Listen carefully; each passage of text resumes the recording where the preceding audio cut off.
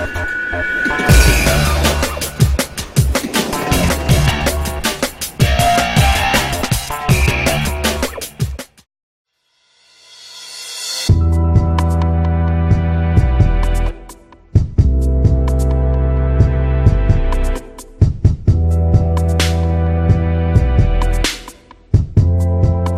estate car market isn't short of offerings. In fact, over recent years, the competition has never been so fierce.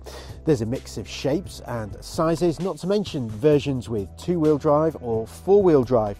Now, the Subaru Outback fits into the latter, and it's a more cost-effective alternative to the likes of the Audi A6 Allroad, Mercedes E-Class All-Terrain, and Volvo V90 Cross Country.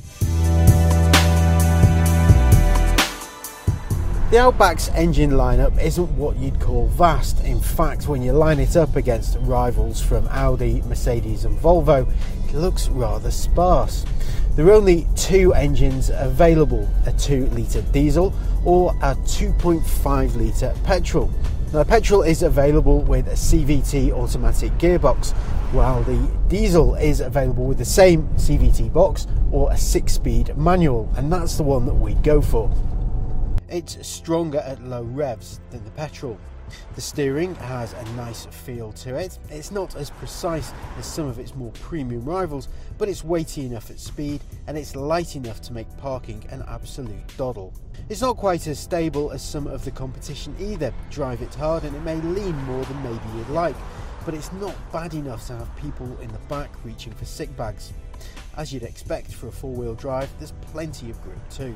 Now, it's not the most frugal of 4x4 estates out there. This is the 2-litre diesel with the CVT automatic gearbox, and it's claimed to average around 46 miles per gallon.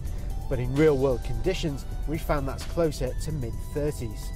One other thing to point out is that the Outback is an incredibly safe car to drive. It recently achieved a maximum 5 stars in Euro NCAP test, and that's largely down to kits like blind spot indicators, lane departure warning, 7 airbags, Isofix child seat mounts, plus Subaru's eyesight avoidance system, which is good, but can be a little overcautious if you're driving a little more spirited.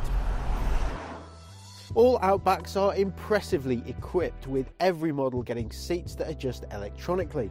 You also get a steering wheel that adjusts for both reach and height, so that means you can get a driving position that's perfect really easily. The only thing is, you don't sit as high up as you would in a more traditional 4x4. Nevertheless, all-round visibility is good thanks to big windows front and rear, plus you get a reversing camera to help with parking. The only thing is, you don't get parking sensors, so you still have to keep your wits about you when parking in tight spaces. As standard, all versions get a 7-inch touchscreen Starlink infotainment system, which we'd describe as average at best. The buttons are fiddly to use on the move and it's not very responsive. This version doesn't even have DAB. The cabin plastics aren't bad when you think of Subarus of old, but they're still not in the same league as Audi, Mercedes or Volvo. But then you're not paying the same kind of price. It all feels solid and durable though. Space isn't something you're going to struggle with in the Outback. Up front, both driver and passenger have enough headroom, while in the back there's good levels of head and legroom for even taller passengers.